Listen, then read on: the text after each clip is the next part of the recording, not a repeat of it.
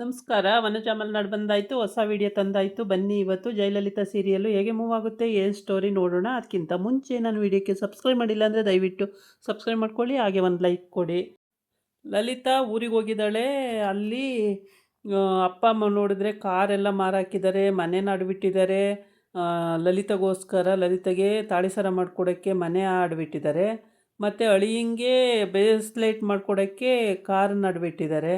ಏನೂ ಇಟ್ಕೊಂಡಿಲ್ವಲ್ಲ, 2 ಮಕ್ಕಳು ಬೇರೆ ಇದ್ದಾವೆ. ಮುತ್ತೈದೆ ಒಬ್ಬಳು ಅಂತ ತಂಗಿ ಇದ್ದಾಳೆ, ಇನ್ನೊಬ್ಬ ತಮ್ಮ ಇದ್ದಾನೆ. ಏನು ಮಾಡೋದು ಅಪ್ಪ, ಯಾಕಪ್ಪ ಹಿಂಗೆಲ್ಲ ಮಾಡಿದೆ ನೀನು?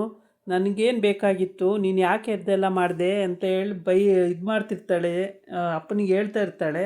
ಆ ಟೈಮಿಗೆ ಕರೆಕ್ಟಾಗಿ ಹೊರಗಡೆ ಆರನ್ ಆಗುತ್ತೆ. ಅಪ್ಪ ಹೇಳ್ತಾನೆ, ಏನು ನನ್ನ ಕಾರಿನ ಥರನೇ ಆರನ್ ಆಗ್ತಿದೆಯಲ್ಲ ಕಾರು ಅಂತೇಳ್ಬಿಟ್ಟು. ನೋಡಪ್ಪ ಯಾರು ಅಂತ ಹೇಳ್ತಾಳೆ. ಹೊರಗಡೆ ಬರ್ತಾನೆ, ಬಂದು ನೋಡ್ತಾನೆ, ಅವಂದೇ ಕಾರಾಗಿರುತ್ತೆ. ಆಮೇಲೆ ಅಯ್ಯೋ ನನ್ನದೇ ಕಾರು ಇದು ಅಂತ ಎಲ್ಲ ಹೊರಗಡೆ ಬರ್ತಾರೆ. ಕಾರು ಅಡ್ಬಿಟ್ಟ ಮೇಲೆ ಕಾರ್ನ ಹಿಂಗೆ ಮನೆ ಹತ್ರ ತರ್ತಾರೆ ಅಂತೇಳ್ಬಿಟ್ಟು.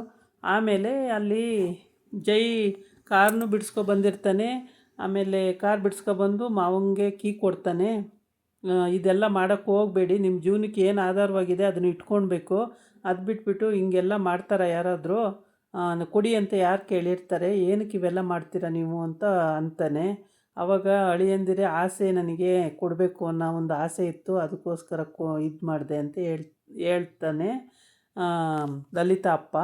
ಆವಾಗ ಸರಿ ಆಯಿತು ತಗೊಳ್ಳಿ ಅಂತ ಕೊಡ್ತಾನೆ. ನಾನು ಹೇಳಲಿಲ್ವ ಅಪ್ಪ, ಜೈ ಕೈ ಹಾಕಿದ್ರೆ ದೊರೆ ಏನಾದರೂ ಒಂದು ಮಾಡೇ ಮಾಡ್ತಾರೆ ಅಂತೇಳ್ಬಿಟ್ಟು ಇಸ್ಕೊಳಪ್ಪ ಅಂತ ಹೇಳ್ತಾಳೆ. ಇಸ್ಕೊತಾನೆ. ಆಮೇಲೆ ನಾನು ಅದನ್ನು ತೀರಿಸ್ಬೇಕು, ನಾನು ಸುಮ್ಮನೆ ಇಸ್ಕೊಳ್ಳಲ್ಲ ಅಂತಾನೆ. ಆಯಿತು ತೀರಿಸಿರಂತೆ ತೊಗೊಳ್ಳಿ ಅಂತೇಳಿ ತೊಗೊಳ್ಳಿ ಅಂತ ಕೊಡ್ತಾನೆ. ಆಮೇಲೆ ಕಾರ್ ಕೀ ಕೊಟ್ಟಾದಮೇಲೆ ಬ್ರೇಸ್ಲೈಟ್ ಕೈಯಲ್ಲಿರುತ್ತೆ. ಮಾವ ಮಾಡಿಸ್ಕೊಬಂದು ಕೊಟ್ಟಿರ್ತಾನೆ. ಕಾರನ್ನು ಆಡ್ಬಿಟ್ಬಿಟ್ಟು ಬ್ರೇಸ್ಲೈಟ್ ಮಾಡಿಸ್ಕೊಬಂದು ಕೊಟ್ಟಿರ್ತಾನೆ. ಬ್ರೇಸ್ಲೈಟನ್ನು ಬಿಚ್ಚುತ್ತಾನೆ.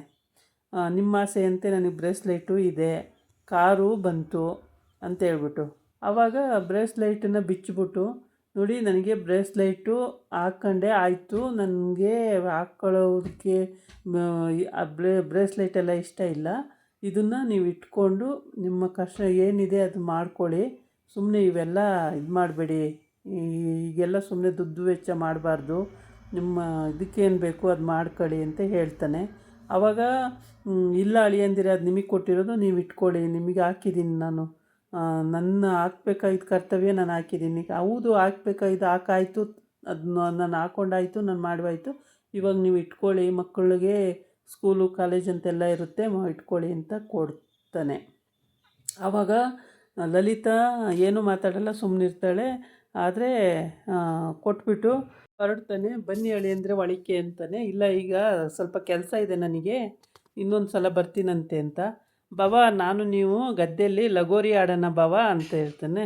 ಆಯಿತು ಇನ್ನೊಂದು ಸಲ ಬರ್ತೀನಿ ಬಿಡು ಅಂತ ಹೇಳ್ಬಿಟ್ಟು ಆಮೇಲೆ ಹೊರಡ್ತಾರೆ. ಅವನು ಹೊರಟ ಮೇಲೆ ಸರಿ ಅಂತ ಹೇಳ್ಬಿಟ್ಟು ಇಬ್ಬರು ಅಪ್ಪ ಮಗಳು ಮುದ್ದಾಡ್ತಾರೆ, ಖುಷಿ ಆಗುತ್ತೆ. ಆಮೇಲೆ ಬರಲ ಮತ್ತೆ ನಾನು ಬರ್ತೀನಿ ಅಪ್ಪ ಮತ್ತೆ ಅಂತ ಹೊರಡ್ತಾಳೆ ಮಗಳು. ಆವಾಗ ಇಲ್ಲ ನೀನು ಒಂದು ದಿವಸ ಇದ್ದು ಹೋಗು, ಬಂದಿರೋದೇ ಅಪರೂಪ, ಇದ್ದು ಹೋಗು, ನೀನು ಹೋಗೋದು ಬೇಡ ಲಲಿತಾ ಅಂತ ಹೇಳ್ತಾನೆ. ಸರಿ ನಿಮ್ಮ ಮಗಳನ್ನ ಇಟ್ಕೊಂಡು ನಾಳೆ ಕಳಿಸಿ, ನಾನು ಹೋಗಿರ್ತೀನಿ ಅಂತೇಳ್ಬಿಟ್ಟು ಹೊರಡ್ತಾನೆ.